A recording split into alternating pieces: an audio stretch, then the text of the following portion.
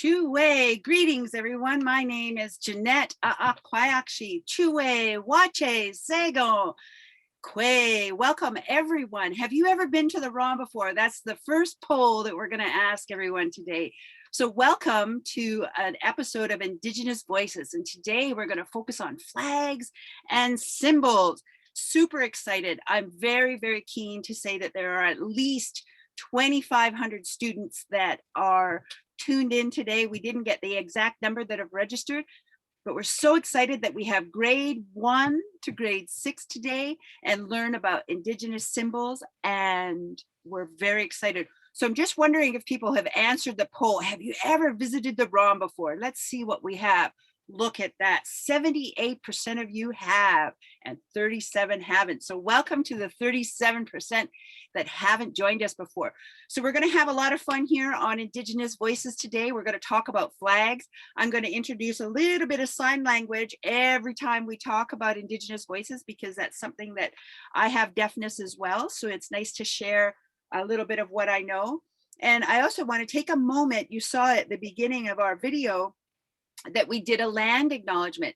So I want to acknowledge that I broadcast from Takaranto, or what we now know as Toronto, and working at the Royal Ontario Museum. The museum itself is only 106 years old. And so what I like to acknowledge is that when we do the land acknowledgement, it's because we want to acknowledge the homelands have been here since the beginning of time.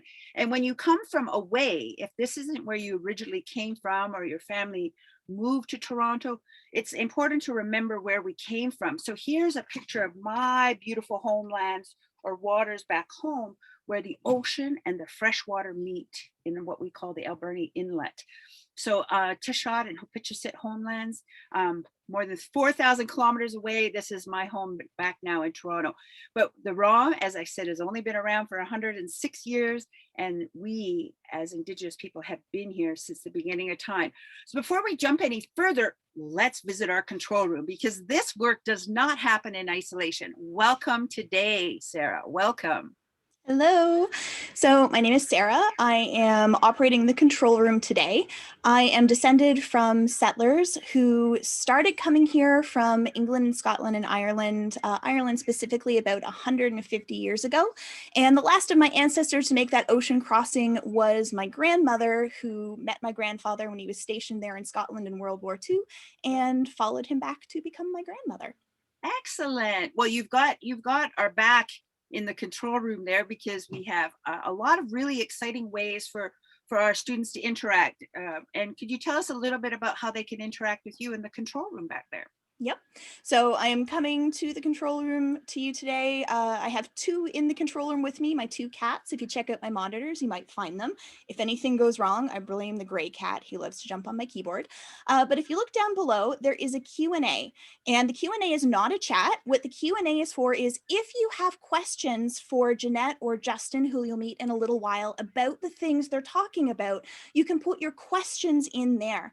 And there's a lot of us today, so I can't guarantee that I will get every question to our panelists, but I will try and get your most frequently asked questions and make sure that Jeanette and Justin get those. So I will be monitoring that for you. And teachers, I will also be making sure that the recording of this broadcast is up on our YouTube channel by about Wednesday of this week. Excellent. And at the end of our broadcast today, we have an invitation to the teachers. So keep an eye on your email, teachers. In about a day after our session today, you will be getting an email with a link to our exit survey and also a list of resources relating to all of the stuff that Jeanette and Justin are going to be talking about today. Excellent. So every now and again, we might ask Sarah to prompt us with a poll, or we might ask Sarah a question and she might chime in. So if you wonder who that good looking voice is in the background, that's our digital content producer, Sarah. Thanks for joining us and helping us to run smoothly. You are quite welcome. All right, we're going to jump right in. And what I'm excited about today is that I want to start by doing some sign language. And we're in grade 1 to grade 6. So everybody here should know their alphabet. And I'm just going to run through it super quickly. But when you're learning any language, it helps to know the alphabet. because the alphabet helps you remember the words you're learning. So the alphabet, it's good to practice with both hands. If you're right-handed, you do most of your signs with your right hand. If you're left-handed, you would initiate with your left hand. But sometimes your hands are busy. So my family has learned to share signs with both their hands, the alphabet. So indulge me. You'll recognize this song. A, B, C, D, E, F, G, H, I, J, K, L, M, N, O, P, Q, R, S, T, U, V, W, X, Y, and Z. Now I know my ABC. Next time, please sing with me. So I wanted to share the alphabet with you because, like I said, most languages use the alphabet to help you learn how to say the words. And in sign language, it helps you remember the words. So the letter H is for human. And that's our first sign today, human, because today we're going to talk about human symbols. And again, there's the letter S, symbols, in the middle of your hand. So we're going to talk about human symbols. And in particular, we're going to talk about native, which are people of the land and water symbols. So again, there's symbols. And the other thing that's important to understand about humans is that we also have culture. So if you look at that sign, that's the letter C, culture. We have culture that we can learn from. So let's not forget our humanity. That's the biggest sign I want you to remember today, is we're talking about human symbols today in Indigenous voices. And that's the sign of the day, which I want to be able to do with you all the time. And I want to ask you a really quick poll question. Has anybody here ever had maple syrup? I'm very, very curious. I wish you were really in front of me so I could see a bunch of nodding heads, but have you ever tried maple syrup? Because this is the time of year when maple syrup comes from maple trees. What actually comes from trees is sap, and then it's made into maple syrup. So I'm just curious, what kind of action out there? How many people have had maple syrup before? Our friend Sarah was saying that she had maple syrup in her tea today, which I've never tried that.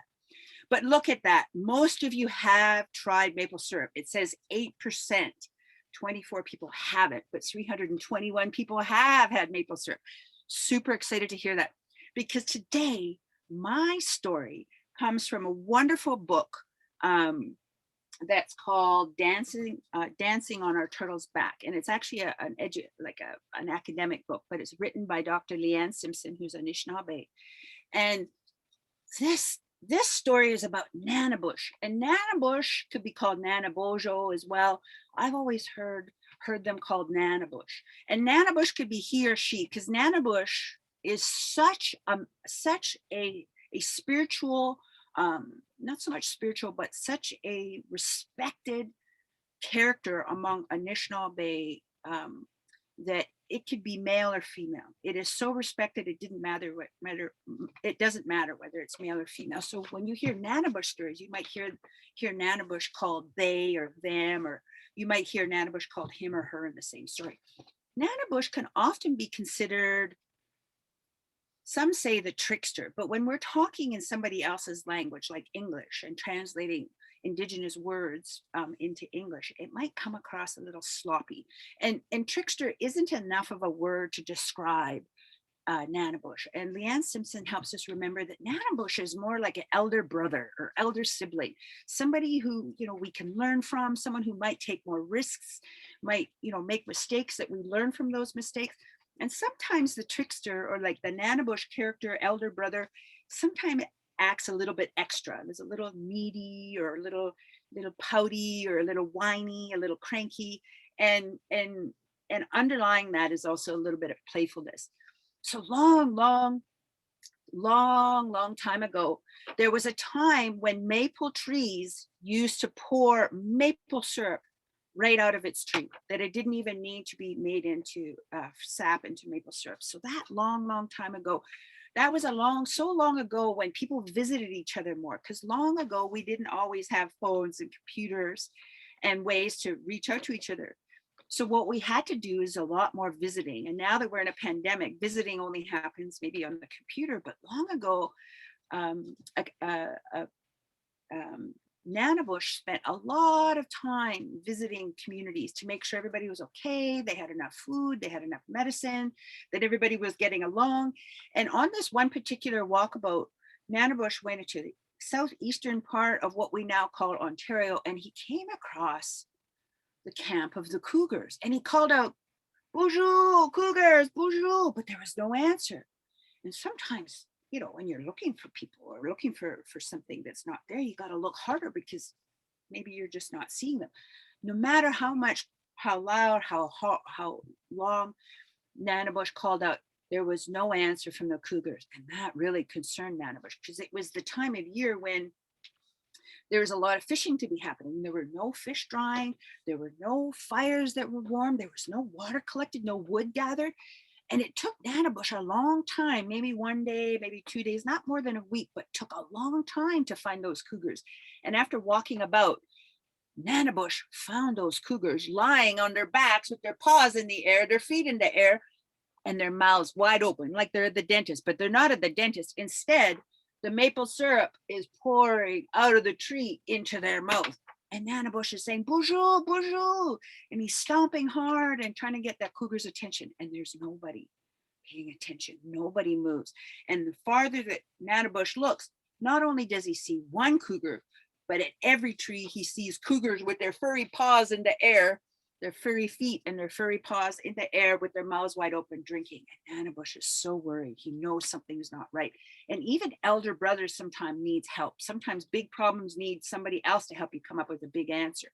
So Nanabush reached out to Nookmis, his grandmother, and his grandmother lived far away. So Nanabush had to walk. And the whole time Nanabush is walking, he can't wait to see Nookmis because he knows Nookmis has really good snacks and Nookmis probably has like a nice warm fire. And Nanabush's feet are tired after all this walking. And when he gets to Nookmis camp, he's yelling his head off, "Nookmis, Nookmis." And Nookmis said, "What's the matter with you? I'm right here. Why do you have to be so loud?" And he goes, "Oh, I'm sorry. I'm just not used to finding things where they're supposed to be. And I wasn't sure if you were going to be here." And Nanabush sat down with Nookmis and told her all about what was going on with the Cougar and that the Cougar's feet were up in the air, drinking the maple syrup right out of the tree. And then, you know, after telling this story and wanting to get some help from Nookmis, Nanabush remembered still how tired he was and how his feet hurt and how hungry that Nanabush was. And he thought, well, maybe, you know, after telling this big story, Nookmis would just like feed him and give him a snack. But no, Nookmis said, "Follow me, come with me, come with me." And sure enough, Nanabush was stuck sitting by himself because that old lady was fast and she left the wigwam and went down. And Nanabush found the granny right beside all these maple trees and said, "This is what you need to do. You need to go up to the trees and you need to give thanks to these trees and give the trees some tobacco, a tobacco offering, because what this tree has in it is sap from its very own being. And that sap, if you tap it like this," and she put in what we now call a spile, a little tap into the tree. And she said, "Listen." And sure enough, drip, drip, drip, drip, the sap dripped in just like a heartbeat into the bucket that Nookmis had set up. And then Nookmis said, got really bossy and started telling Nanabush that we needed to have a big fire, we needed to pack some water, we needed to have some wood. And when that tree sap came out of the tree in that slow and steady drip, drip, drip, drip, like a heartbeat, Nookmis asked Nanabush to taste it. And because of the way he saw the Cougars reacting, he thought he was going to get syrup, but no, he got this really bitter taste. He goes, "Oh, that tastes like dreadful water, yuck." And sure enough, after they boiled it all down, all of this sap eventually became this maple syrup. And Nanabush said, "We need a party now. That was good teachings that you gave me. We need a party now." So in that party, Granny said, "No, we don't have time to party. You've got to go back and make things right. You got to go back and make things right with Cougar. You got to make life a party. Dance on down the road and go make things right with the Cougar." So Nanabush still didn't get his snacks or his, his soup, or nobody's rubbed his feet in a long time. He's still really tired and has to walk back. And he's hoping that the cougars have figured this out. Like, how long can you stay lying on your back with your feet in the air? Well, I guess you can stand a long time on your back, lay on your back a long time, because by the time Nanabush got back, the cougars were still lying there with the syrup pouring in their mouth. And Nanabush knew something had to happen. So he got tricksy and he went down to the river and brought back a bucket of water. 30 times he climbed up one tree and he poured down that water on that tree, and Nanabush got tired. Remember, his feet are still sore and he's hungry, and he's thinking, I'm not going to have time to water down all these trees. So maybe it happened that way. Or maybe Nanabush had to go to the bathroom. Maybe Nanabush had been walking a long time and really had to go pee. And so maybe he really peed on those trees. And by the time that tree got watered down by Nanabush, the cougars could taste it. It tasted dreadful, and it tasted like tree pee, and they stopped drinking it. And then all of a sudden, Nanabush became Nokomis, and Nanabush got bossy and said, we need a fire, we need water, we need wood. And everybody helped. And while everybody was helping, Nanabush reminded everybody how hungry he was. And so they fed Nanabush. They reminded him how his feet were sore, and they got suspicious, but they rubbed his feet anyway. And then while Nanabush is sitting around the fire with them, as the maple syrup is starting to take shape and start becoming medicine again, he said, this is our time of year to clean house, not like the Joganosh washing their curtains. Washing your curtains doesn't do anything. But when you drink a little bit of maple syrup on the sap moon every day, you lay your tobacco down, you give thanks, you can carry this medicine with you throughout the year. It's a cleansing. It's something to be respected. So to this day, people sit around a fire and, like Nanabush long time ago, reminded the cougars how important they were, how loved they were, and how sad he got when they forgot to live that good life and participate and help each other, and how the maple syrup this time of year helps us remember, or having fun, remembering that this is actually medicine to be respected and not taken advantage of. That's my Nanabush story. It's a bit of a long story, but how many people out there, here's a poll for you, how many people out there have heard of a Nanabush story before? Sort of one of them trickster stories. Have you ever heard of a Nanabush story? Let's see how many people out there. While we're getting ready to do that, we're getting ready to make art. That's what we're here to do today. So I'm going to introduce you to our Indigenous youth support staff, Justin Kiyakudo. Justin, welcome. Hello. We both have big last names, so I'm glad I learned how to say it. We're wondering what the result will be on this poll. Have you ever heard of a Nanabush story before today? Yes, I have. You have. So you're part of the 272 other people who have, and there are 66 people, or no, there's 272 that says they haven't seen it, and only 66 say that they have. So I'm glad you've heard. So welcome, Justin. I'm excited. What do we need to make art today? We're going to talk about flags and symbols. Tell us. Oh, okay. Well, we're going to need some pencils, some paper. We'll need some markers, maybe a ruler. Oh, I thought you maybe had a Jamboard. You want to share that? Sure, of course. Yeah, let's show our guest here what we need today. We sent you a list, and we're going to look at just, everybody has these household supplies. It shouldn't be too hard. Everybody see all right? Yeah, exactly. So you'll need a pencil, ruler, papers, coloring pencils, markers. Yeah. And additionally, if you have them, some scissors, construction paper, or clear Scotch tape or glue stick, maybe, if you want to get extra creative. Excellent. And what's your next page look like there? All right. So when you're jumping into the art, see, I wanted to make a circle. So I got a little bit creative and I used a bowl so that I could get the shape there, right? For step 2. Yep, and in step 3, I went ahead and I started doing my design in pencil first. All right. Excellent. So after you're done doing that, you can color it in and erase the pencil lines, and you might end up with a little flag like this. Excellent. So we'll come back to that image. We'll come back to that image, but let's just share my screen super quickly here. We'll stop sharing yours for a quick sec. And what we have is, I have a second camera set up here. You can see it going on. Yep. And what we want students to do is a bit of a mind map. So one of the things that I saw in your mind map was like a deer. This is my humble picture of a deer, right? You like deers are a part of your mind, a part of your symbols. Can you tell us a little bit more what you like about deer? Well, one reason that I choose deer is because in my culture, I'm deer clan. So it's a very important animal to my family and to me personally. And what are some of the other things? Just so students know, sometimes, you know, symbols could include, who knows, maybe like yesterday I was out and about and I had a burger. Right? Yeah, symbols can be all kinds of different things. They can be important to your heritage. They could be important just to you as a person because maybe you like foods, different kinds of foods, and you identify with that.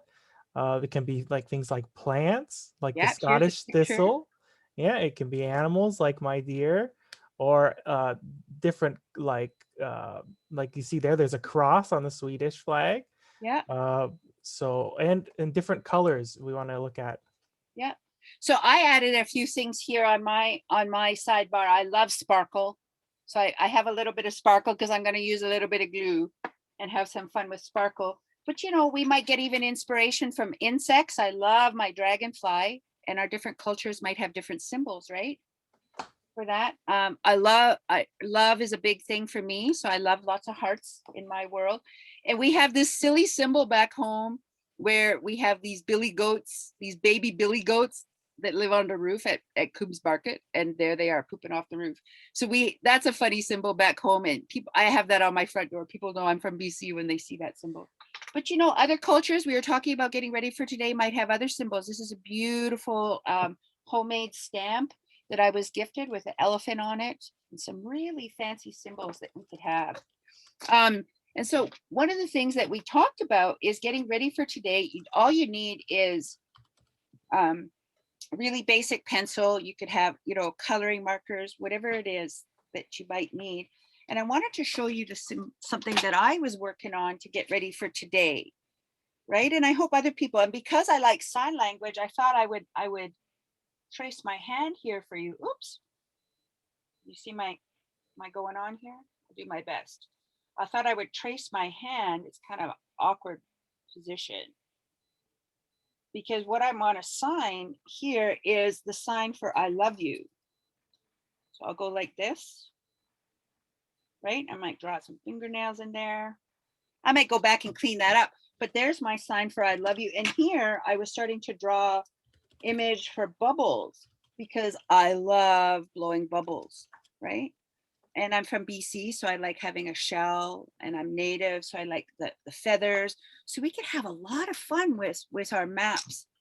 And it's just a really playful way to explore our identity and what we like in ourselves. So I'm going to keep working and drawing on mine while we're talking. Justin, what else could you tell us about symbols? All right, maybe I'll share my presentation now. Yeah. Oh, I'm going to keep working on my art. I hope students, our guests at school or online, are going to work on their art while we are, and we'll get a chance maybe to even post some of it on. Yeah, so what I'm hoping to do is to make sure that everyone's got exactly what they need when they're thinking about making their flags. We're going to talk a little bit about symbols. So as you can see, this is the big Canadian flag, and it's got something right in the center. And I'm pretty sure everybody can identify that. There's a big maple leaf, right? And that's exactly what we're talking about. That is a big symbol. All right. Excellent. What's your... So how do we choose what will be on our flags? Well, we can think about all kinds of stuff here. I made like a little drawing here for us to think about the symbols. So symbols can range from just about anything that's important to you. Okay, they can be something like your heritage. So maybe you're Scottish and you think about the Scottish flag. And as we saw earlier, there's the Scottish thistle, which is a plant. It could be a plant that you choose to put on your flag. Maybe a different kind of food or any kind of religious item that you really identify with that's important to your culture. We Or just maybe had your Chinese New pets. Year. Yeah, exactly. We had Chinese New Year. So maybe you're going to throw in a dragon or something like that, because a lot of dragons are important to a lot of Chinese people. I think it's year of the ox this year, isn't it? Yes, it is the year of the ox. Maybe that is your animal. Maybe you want to include that in your flag. These are the kinds of things we want you to think about. You don't have to copy the shape of the flag. You could do whatever you want. Be very creative. Make sure you put in things that are important to you, and you can choose those. So it's up to you. But maybe you want to discuss a little bit with your family, because they have symbols too that you share. That's really important too. And then the older we get, sometimes we come up with our own symbols and make meaning out of our life in our own way. Yeah. Yeah, exactly. So maybe you identify specifically with a certain kind of animal, or maybe something has been very important to you in your life, and you want to put that on your flag. That's perfectly valid. It's up to you. And it doesn't even need to be a real animal. It could be like the Scottish use a unicorn as their national animal. Oh, neat. So if you want to put a unicorn on there, you go right ahead. It can be anything that you want because it's your flag and it represents you. So in my culture, the Anishinabek culture, we have clans. Like I said earlier, I'm Deer Clan, but there's also different kinds of clans. There are all kinds of different animals. There's Wolf Clan, there's a Loon Clan. There are, even in other cultures, Turtle Clan. Killer As whale. yeah, there's Killer Whale. There's all kinds of different clans. So you can also see this big feather. Well, it's not necessarily an animal, but it's really important to my people and a lot of Indigenous peoples. And that's a design that you made for us. And those colors aren't just random, are they? Why did you pick those colors? See, those colors are the 4 colors of humanity. So they're very important. So when we're thinking about what we're putting on our own flags, we really want to think about what colors are important to us. Maybe there could be any kind of color that specifically stands out to you when you think about colors. It could be your favorite color. For us, red, yellow, white, and black are the 4 colors of humanity. Do you see them in a lot of Anishinaabe art? Excellent. Yeah, along with feathers and other things. The eagle feather is very important. I wonder what you could tell us a bit more about your Deer Clan. When it comes to symbols in nature, I'm curious, Justin, do Native people worship nature? No, they don't worship nature, but they learn from nature. So what could you learn from the Deer Clan? What are something you've learned about the Deer Clan? Well, there's many stories, but I have a story specifically that I learned from you. Yeah. So I learned that in Nuchono culture, Chano culture, Love it. You aren't allowed to go hunting until you can prove that you can pet a deer on its body without it running away. Is that true? Right. And what does this sound like to you? I don't know. What's your guess? What could it be? It's some kind of rattle. Some kind of rattle. Do you know what it is? It's deer hooves. Whoa. Deers have toenails like we do. Look at that. And wow. And if people have ever visited the ROM, I think what's really, really cool about visiting the ROM is that you get to see ancestral objects like this. And as ROM staff, we're doing our best to share some of the objects that we have at home. What about this sound, Justin? Oh, I know what that is. That's a drum. It is. So what could that be made out of? Hide. Deer skin. It could be made out of deer skin or other animal skins. And that's also just an important way of saying that Indigenous people don't waste anything, right?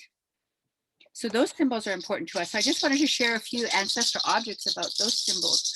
Maybe we could come back to our drawing super quick. I want to show you how far I've gotten. Oh yeah, we'd love to see it. Okay, how does that look? Can you see my screen? So I'm starting to add a little bit of color. Can you see? Yeah, I can see, yeah. Because remember, we talked about colors that are important. Well, my family knows that I'm two-spirit. And so my family lives with queer identity and knows that rainbow often represents two-spirit identities. And so I wanted to add that as part of my symbol. And I also come from the rainforest. So there's lots of rainbows when you have rain year round, which is kind of pretty. And then the other thing I wanted to show you, right, is that you could have color right? Remember you talked about having color. I wanted to show you something that I wanted to have fun with today that shows a bit of my culture and my identity as a cedar bark weaver. This isn't cedar bark, but when you got us ready for today, Justin, you said, think of your favorite colors. So yellow, I think of as a color I like because it represents nice, bright, sunny days, even when it's a miserable day. And for some reason, there's a lot of black and red out on the West Coast that represents me as a West Coaster.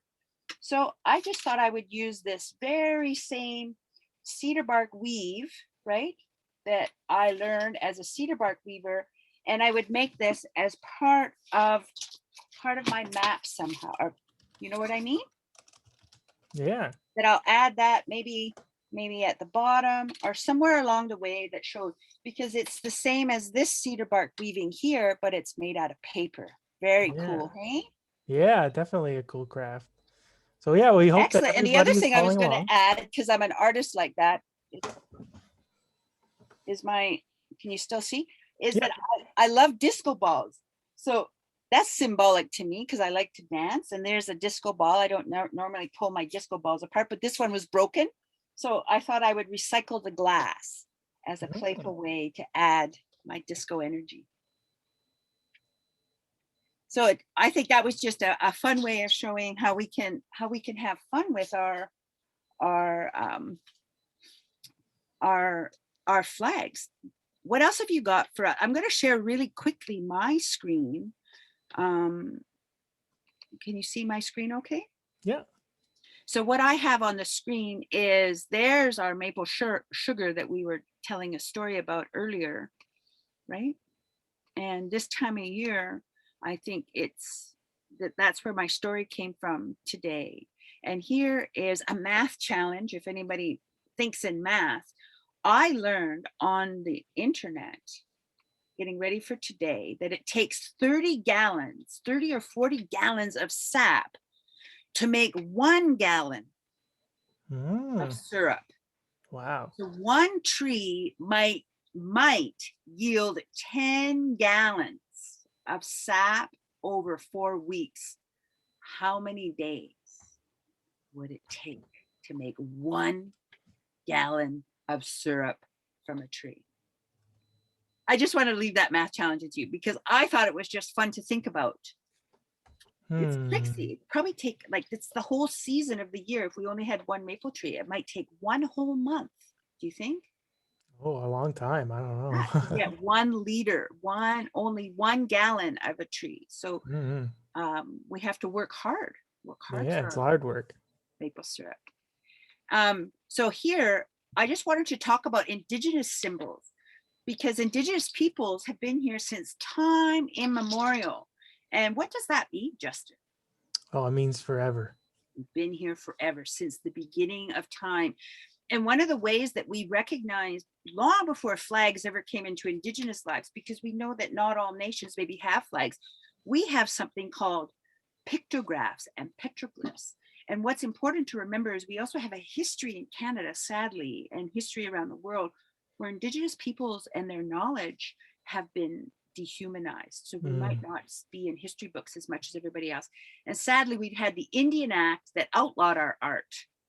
So here is a, I have to move my screen here so I can read my, so I have the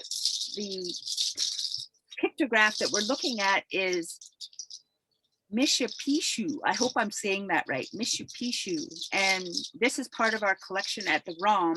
And in the next slide here, I have an image of a petroglyph. Justin, can you help us? And this petroglyph I'm showing you is from British Columbia. What's the difference between a pictograph and a petroglyph? Well, a petroglyph is like carved into the stone specifically. So it's using the stone itself as the medium for the art. That's now, right. And a pictograph is put on top of the stone with some kind of paint. We were talking about that paint earlier. It's indelible. What does indelible mean? That's a fancy word.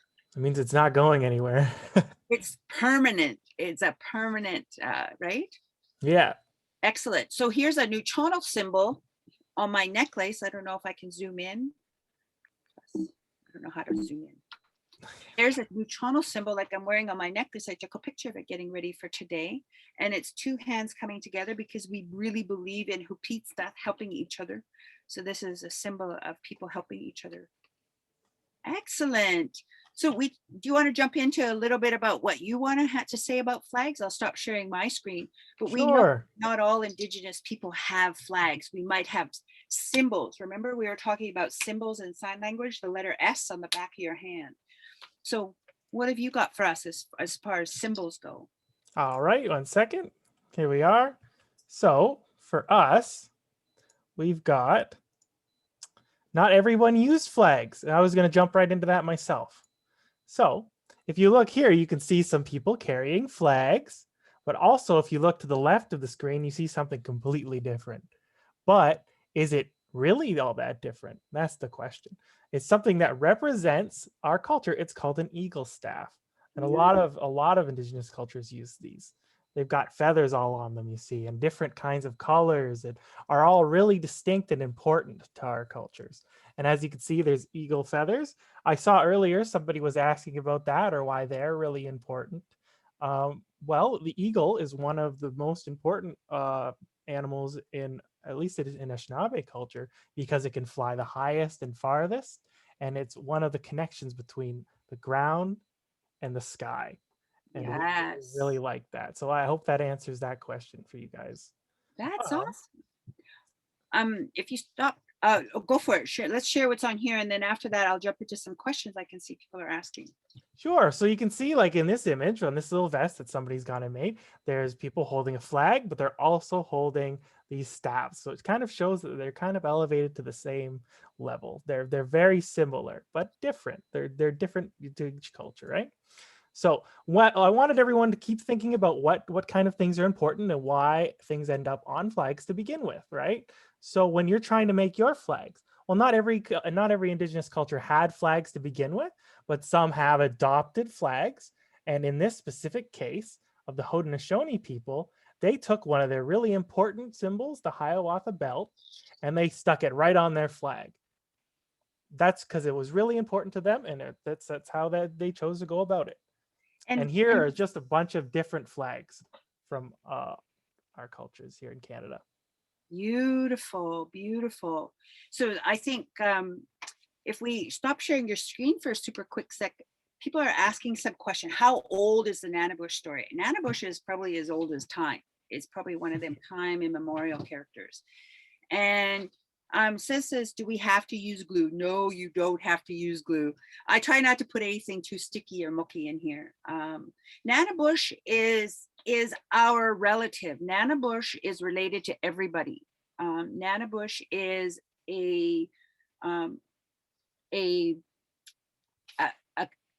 it's like a character, a creature, like I have to find a better way to say that, but Nanabush is definitely a strong character. What materials are Indigenous flags made out of? Well, we talked a little bit about the fact that not all of us had flags. We did have petroglyphs and pictographs where we would carve our paintings and symbols in sometimes private places, only where people can see them and know how to get to them.